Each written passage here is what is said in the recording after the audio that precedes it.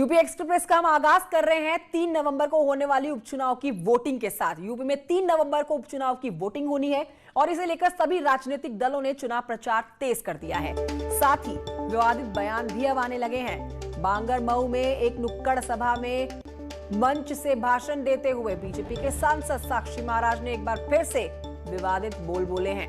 विवादित बयान आपको सुनाएंगे उनका, लेकिन उससे पहले बताएं कि वो शमशान और कब्रिस्तान का एक बार फिर से जिक्र कर रहे हैं। अब उन्होंने अपनी सभा में, चुनावी सभा में शमशान और कब्रिस्तान की एंट्री करा दी। उन्होंने कहा कि गांव में आबादी के हिसाब से कब्रिस्तान और शमशान होने चाहिए। साक्षी महाराज कहते हैं कि हमारे धैर्य और शालीनता की परीक्षा ना ली जाए।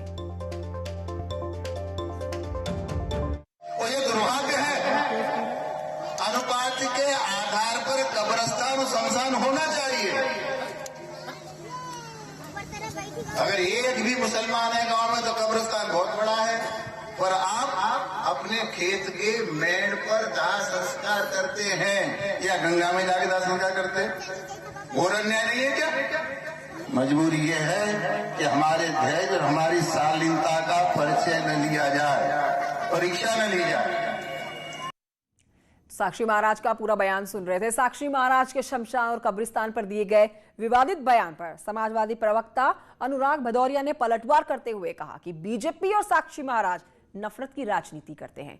महिला अत्याचार, बेरोजगारी और कोरोना में मौतों पर ये लोग बात क्यों नहीं करते, सुनिए। आया नहीं, भारतीय जनता पार्टी ने नफरत की राजनीति करनी शुरू कर दी। उत्तर प्रदेश के अंदर महिलाओं पे अत्याचार बढ़ा है। महिलाओं के अत्याचार में उत्तर प्रदेश नंबर 1 हो गया है, चाहे हाथरस की, बाराबंकी की घटना हो, चाहे लखीमपुर की हो, उन्नाव की हो, लखनऊ की हो। महिलाओं पे लगातार अत्याचार बढ़ रहा है, बेरोजगारी बढ़ रही है, कोरोना से लोगों की मौतें बढ़ रही हैं, महंगाई बढ़ रही है, किसान आत्महत्या कर रहा है, यहाँ युवा परेशान है। उसके बारे में साक्षी महाराज बात नहीं करना चाह रहे, क्योंकि उन्होंने विकास का काम किया नहीं 3.5 साल में। बीजेपी ने यहाँ नफरत की राजनीति की है, लेकिन समाजवादी पार्टी हमेशा विकास की राजनीति करती है, डेवलपमेंट की बात करती है। इसलिए इस आने वाले उपचुनाव में नफरत की राजनीति जो साक्षी महाराज कर रहे हैं, हारेगी। अब हमारे सहयोगी अनुज गुप्ता और जानकारी के साथ इस खबर पर मौजूद हैं। अनुज, साक्षी महाराज जहां हो वहां पर विवादित बयान ना आए, ऐसा नहीं हो सकता। अक्सर उनकी बात इसी तरह से विवादित बयानों में तब्दील हो जाती है। अब एक बार फिर से चुनावी सभा को संबोधित करने गए थे, लेकिन फिर से विवादित बयान दे गए। जो साक्षी महाराज हैं वो कहीं ना कहीं अपने विवादित बयानों की वजह से ही सुर्खियां बटोरते हैं और अपनी पॉपुलैरिटी बनाते हैं, जिसकी वजह से उन्हें आए दिन धमकियां भी मिलती रहती, अपनी पॉपुलैरिटी बनाते हैं जिसकी वजह से उन्हें आए दिन धमकियां भी मिलती रहती, लेकिन वो अपने बयान देने से नहीं चूकते। कल बांगरमऊ में एक नुक्कड़ सभा के दौरान भी उन्होंने इस तरह का बयान दिया और कहीं ना कहीं पूरी तरह से जो मुस्लिम हैं और हिंदू हैं उसको लेकर राजनीति करने की कोशिश की है, वोटों के ध्रुवीकरण की कोशिश की है, जिसको लेकर यहाँ पर देखा जाए तो जो मुस्लिम बहुल इलाका है और पिछड़ा वर्ग का वोट ज्यादा है, तो कहीं ना कहीं जो हिंदू वोटर्स हैं उनको अपने पक्ष में करने के लिए साक्षी महाराज के इस बयान को इससे जोड़कर देखा जा सकता है। हालांकि इस बयान के बाद उनका अभी तक कोई बयान सामने नहीं आया है, लेकिन वो खुले मंच से इस तरह का बयान देते हुए सामने आ रहे हैं। वोटों के ध्रुवीकरण की बात कर रहे हैं और शमशान को लेकर बात कर रहे हैं कि एक मुसलमान भी है तो वहां पर कब्रिस्तान बहुत बड़ा बना है। उनका कहना है कि जो कब्रिस्तान है वो अनुपात के हिसाब से होना चाहिए। वहीं उन्होंने देखे जो दूसरे वोटर्स हैं, हिंदू वोटर्स की अगर हम बात करें इसको, तो हिंदू वोटर्स को उन्होंने कह दिया कि आपको तो मेड़ में और खेत में अंतिम संस्कार करना पड़ता है और आपको जगह उतनी रहती है। बिल्कुल, कहीं ना कहीं अनुज, वाकई में विवादित बयानों से साक्षी महाराज का बहुत पुराना नाता है। अब उसी कड़ी में एक बार फिर से उनका बयान कुछ ऐसा आया जो विवादित हो चुका है और इस पर समाजवादी पार्टी के प्रवक्ता अनुराग भदौरिया ने भी अपनी नाराजगी पेश की है। बहुत शुक्रिया आपका अनुज, जानकारी के लिए। बागपत से अगली खबर है, जहां पर एक लोहा व्यापारी के मामले में एक सीसीटीवी फुटेज पुलिस के हाथ लग चुका है। आपको दिखाएंगे ये सीसीटीवी फुटेज, जिसमें 2 लोग संदिग्ध देखे जा रहे हैं। अब इसी कड़ी में पुलिस आगे बढ़ते हुए किडनैपर्स तक पहुंचने की कोशिश कर रही है। पुलिस के मुताबिक ये जो लोग सीसीटीवी कैमरे में दिखाई दे रहे हैं, सीसीटीवी कैमरे के द्वारा दिखाई दे रहे हैं, ये ही किडनैपर्स हो सकते हैं। फिलहाल पुलिस इस फुटेज के आधार पर ही इस पूरे मामले की जांच कर रही है। हम आपको तस्वीरें दिखा रहे हैं, 2 तस्वीरें आपकी टेलीविजन स्क्रीन पर। एक तस्वीर उस लोहा व्यापारी के घर की है, जहां पर से लोहा व्यापारी को किडनैप करके 1 करोड़ की फिरौती मांगी गई है। तो वहीं दूसरी तरफ घर के बाहर की किडनैप होने से पहले की तस्वीरें, जहां पर से 2 शख्स देखे जाते हैं घर के बाहर से गुजरते हुए। इस बीच पुलिस की 8 टीमें जो हैं वो गहनता से इस पूरे मामले की गंभीरता से जांच में लगी हुई है और इस पूरे मामले में एसटीएफ से भी मदद मांगी गई है। आईजी ने भी घटनास्थल का दौरा किया है। ये आज सुबेरे जनपद बागपत के थाना बड़ौद पर एक सूचना आई कि आदिश जैन नाम के एक व्यापारी का अपहरण करके उनकी रिलीज़ के लिए फिरौती मांगी गई है। और उनके बेटे ने जब ये सूचना तत्काल प्रभाव से यहाँ पर मेरे साथ बाकी यहाँ की स्वाट सर्विलांस और 4 टीमें अन्य यहाँ पर लगी हुई हैं। हम इसमें ट्रेस कर रहे हैं कि सुबह 5 बजे जब ये निकले थे इनका मूवमेंट किधर की तरफ था और कुछ संदिग्धों के मूवमेंट्स के कहते हैं आसपास के सीसीटीवी कैमराज में आई हैं। इसमें यूपी एसटीएफ की टीम को से भी अनुरोध किया गया है कि वो भी इसमें हमारा सहयोग करें। हम जल्द से जल्द अपहर्ता की बरामदगी कर लेंगे। और सीधे रुख करते हैं मेरे सहयोगी शहजाद की तरफ। बागपत से हमारे साथ मौजूद है शहजाद। क्या पुलिस सीसीटीवी फुटेज के आधार पर अब तक कोई क्लू पा पाई है? देखिए, सीसीटीवी फुटेज सामने आया है और पुलिस ने ये सीसीटीवी फुटेज जो है व्यापारियों के कैमरों से निकाला है। इसका मानना है कि जो दोनों संदिग्ध लोग हैं ये इस घटना में शामिल हो सकते हैं, क्योंकि जिस समय घटना हुई थी उस समय सुबह 5 बजे थे और आम आदमी सड़कों पर नहीं था। केवल व्यापारी 5 बजे अंधेरे में अपने घर से निकला था और उसी कॉलोनी में ये दोनों शख्स पुलिस को घूमते हुए देखे। तो पुलिस ने जो सीसीटीवी फुटेज खंगाली है, लगभग जहां से व्यापारी का मकान था और दुकान था 700-800 मीटर की दूरी है। 700-800 मीटर की दूरी पर पुलिस ने जो तमाम सीसीटीवी फुटेज लगे हुए थे व्यापारियों के यहाँ, सरकारी सीसीटीवी फुटेज लगे हैं, तमाम सीसीटीवी फुटेज निकाले हैं, खंगाले हैं। तो जो सीसीटीवी फुटेज है उनमें ये 2 फुटेज पुलिस के हाथ लगे हैं, जिनमें एक शख्स मुंह लपेटे हुए, चादर ओढ़े हुए है और दूसरा शख्स जो है व्यापारी की गली से गुजर रहा है। तो पुलिस को अंदेशा है कि शायद यही वो शख्स है या इनकी गिरफ्तारी के बाद जो व्यापारी है उसके बारे में कुछ पता लग सके। फिलहाल जो है सीसीटीवी फुटेज के आधार पर बागपत पुलिस की 8 टीम, एडिशनल एसपी और मेरठ पुलिस की 1 टीम इस मामले के खुलासे का प्रयास कर रही है। लेकिन इस पूरी घटना को 7 घंटे से ज्यादा हो चुके हैं। पुलिस को जो है जो अपहरण करता है उनके बारे में कोई सुराग नहीं लगा है, व्यापारी के बारे में कोई सुराग नहीं लगा है। एडिशनल एसपी से अभी हमारी बात हुई थी। कई थाना क्षेत्रों में पुलिस खेतों में भी व्यापारी की तलाश में जो है कैंपिंग अभियान चला रही है। गन्ने के खेतों में व्यापारी को तलाश किया जा रहा है। लोकेशन जो व्यापारी है उसके फोन की पुलिस ट्रेस कर रही है। अभी तक 8 टीमें लगी हुई है, लेकिन जो नतीजा है वो शून्य है। जी ठीक है शहजाद, शुक्रिया आपका जानकारी के लिए।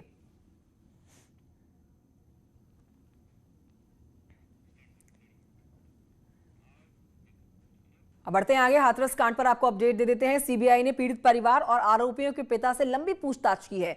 रविवार यानी कि कल कई घंटे तक पूछताछ चलती रही। रविवार को सीबीआई की टीम सबसे पहले पीड़ित के दोनों भाइयों को पूछताछ के लिए अपने साथ यहां कैंप कार्यालय लेकर गई। थोड़ी देर के बाद सीबीआई के चारों आरोपियों के पिता को भी पूछताछ के लिए कैंप ऑफिस में लेकर आती है। गांव के ही 2 और लोगों से भी पूछताछ सीबीआई के द्वारा की गई। सीबीआई हर एक पहलू पर गहनता से जांच कर रही है।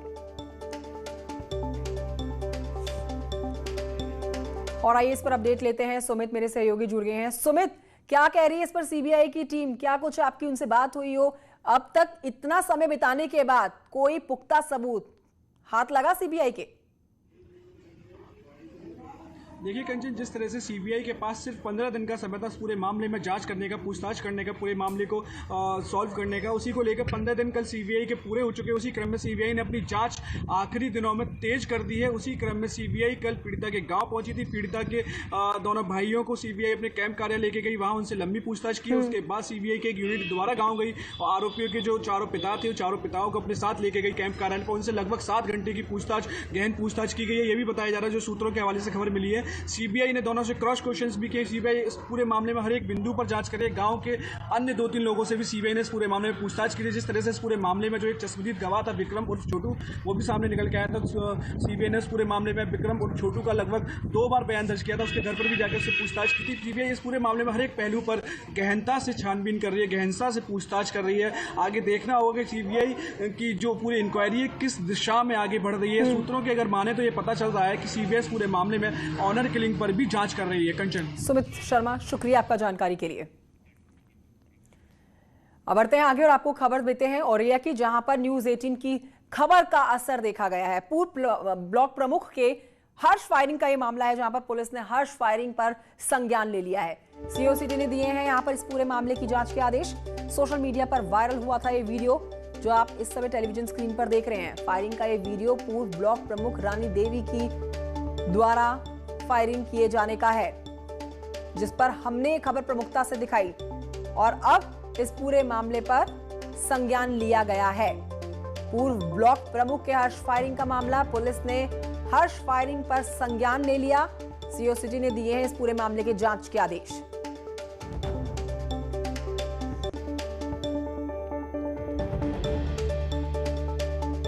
कल रात में करीब 12 बजे के आसपास एक वीडियो सोशल मीडिया पर वायरल हो रहा था, जिसमें एक महिला द्वारा राइफल से शस्त्रपूजन के उपरांत फायरिंग करते हुए देखा जा रहा है।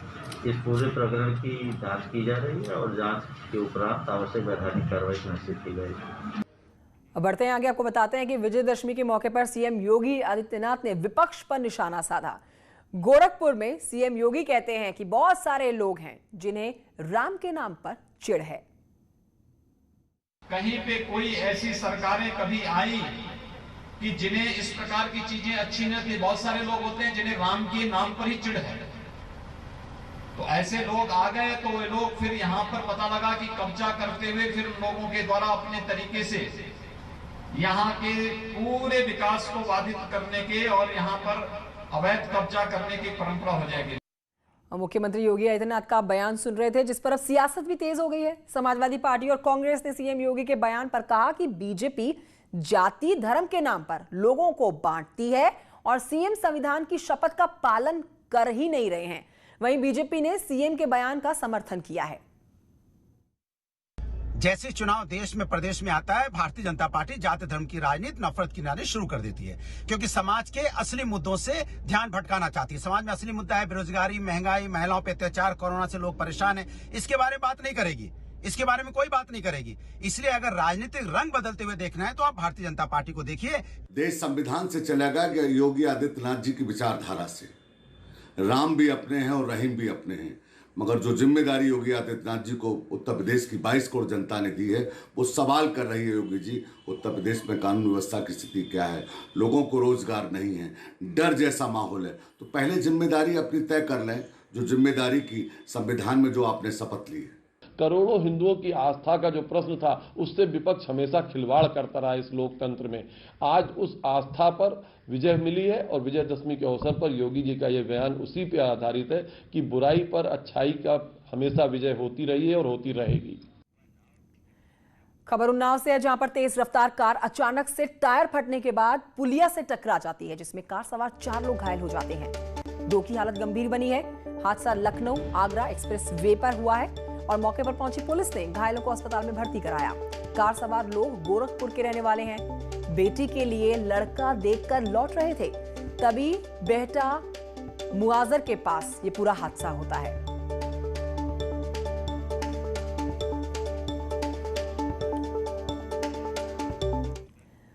मथुरा से खबर, जहां पर दंपत्ति के आग में जलने का मामला बेहद उलझता हुआ नजर आ रहा है। पुलिस ने इस मामले में खुलासा करते हुए बताया कि आग में झुलसे हुए दंपत्ति ने ही अपने घर में आग लगाई और उनका इरादा बेटी के कथित प्रेमी को इसमें फंसाने का था। फिलहाल पीड़ित दंपत्ति का इलाज जिला अस्पताल में किया जा रहा है। परिजनों के मुताबिक गोरखपुर निवासी प्रेमी निखिल रिश्ता टूटने के बाद लगातार शादी का दबाव बना रहा था।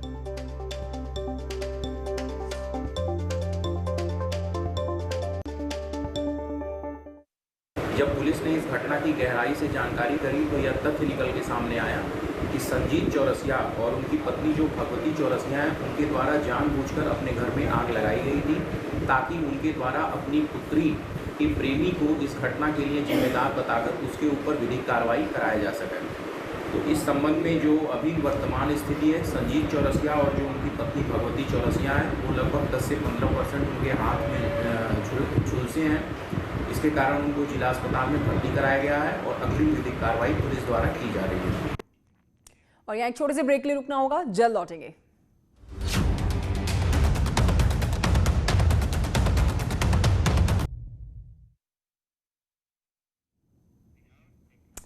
Welcome back. आप देख रहे हैं यूपी एक्सप्रेस। हाथरस कांड में आपको बताएं कि सीबीआई ने पीड़ित परिवार और आरोपियों के पिता से लंबी पूछताछ की है।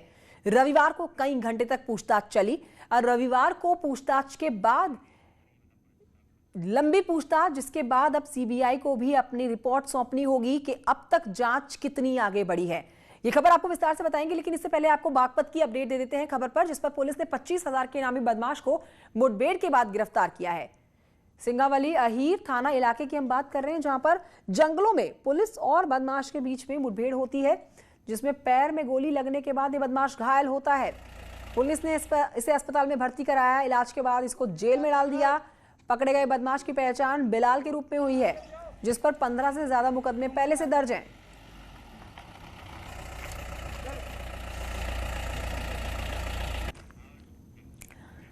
आप जब रेलवे से सफर करते हैं तो क्या आप सुरक्षा को लेकर चिंतित होते हैं? अगर हां, तो ये खबर ध्यान से देखिए, आपके लिए बेहद जरूरी है, क्योंकि अब प्रशासन ने इसके लिए खासा इंतजाम किया है ताकि आपको सुरक्षित सफर कराया जा सके। सफर के दौरान लगने वाले डर को लोगों के दिलो दिमाग से निकाला जा सके।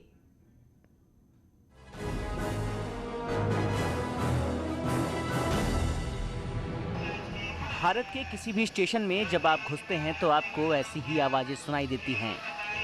इस स्वागत के बीच सुरक्षा को लेकर हर किसी के मन में सवाल होता है, एक डर होता है कि कैसे सफर करेंगे, और महिला, बच्चे और बेटी होने के नाते इस तरह की चिंता बनी रहती है। लेकिन अब से ऐसा नहीं होगा, क्योंकि भारतीय रेलवे में अब आरपीएफ ने ऑपरेशन मेरी सहेली का आगाज किया है। आरपीएफ द्वारा एक इनिशिएटिव लिया गया है, जिसमें चाइल्ड ट्रैफिकिंग और महिला सुरक्षा को देखते हुए एक माई सहेली प्रोजेक्ट है, जो कि पायलट प्रोजेक्ट के रूप में साउथ ईस्टर्न रेलवे से शुरू किया गया है, लेकिन इसको अभी पूरे देश में रेप्लिकेट किया जा रहा है। ये फैसला इसलिए लिया गया है क्योंकि अक्सर महिलाओं की रेलवे से शिकायत होती है। कभी किसी तरह की असुविधा के नाम पर, कभी किसी तरह की मदद न मिल पाने के नाम पर ऐसी तमाम शिकायतें होती थी। अब इन शिकायतों के साथ ही सुरक्षा का एहसास भी कराने की जिम्मेदारी आरपीएफ की महिला विंग ने उठाई है, जो महिलाओं से ट्रेन के सफर के दौरान उनका हालचाल लेती रहेंगी, उनको अपनी जिम्मेदारी के बारे में बताती रहेंगी और सुरक्षा का भरोसा लगातार देती रहेंगी। साथ ही ये विंग बच्चों की ट्रैफिकिंग पर भी रोक लगाएगी। सभी ट्रेनों में जो भी हमारी महिला यात्री हैं या कहीं कोई बच्चे हमको कहीं मिलते हैं, तो हम लोग एक अवेयरनेस रूप में इस पे काफ़ी अच्छी तरीके से हम लोगों ने अपनी निगाह रखी हुई है। उनको सुरक्षा के तरीके बता रहे हैं और इसको काफ़ी अप्रिशिएट भी किया जा रहा है। इस सेवा को रेलवे ने पायलट प्रोजेक्ट के रूप में शुरू तो कर दिया है, लेकिन रेलवे में हर जगह ऐसी सेवा नहीं मिलेगी। ये कुछ चुनिंदा जगहों और कुछ चुनिंदा स्टेशनों के बीच में ही मिलेगी। तो अगली बार जब आप ट्रेन में चलेंगे तो इन जगहों पर ऐसी तस्वीरें देखकर हैरान मत होइएगा, क्योंकि आने वाले समय में ऐसी तस्वीरें भारतीय रेल की पहचान हो सकती हैं और महिलाओं को मिलने वाली सुरक्षा का एक एहसास हो सकता है। मंडल में हम लोग लगातार कुछ चिन्हित ट्रेनें हैं जो एंड टू एंड सिक्योरिटी में आ रही हैं, तो उसमें हम लोग अपने जो हमारे स्पेशल टीम है, महिला उपनिरीक्षक और महिला कांस्टेबल द्वारा, वो जो महिलाएं अकेले ट्रैवल कर रही हैं या ग्रुप में ट्रैवल कर रही हैं, ये उनसे जाके संपर्क करते हैं। और इसी के साथ बुलेटिन में इतना ही। एक छोटा सा ब्रेक के लिए रुकना होगा, जल्द लौट रहे हैं।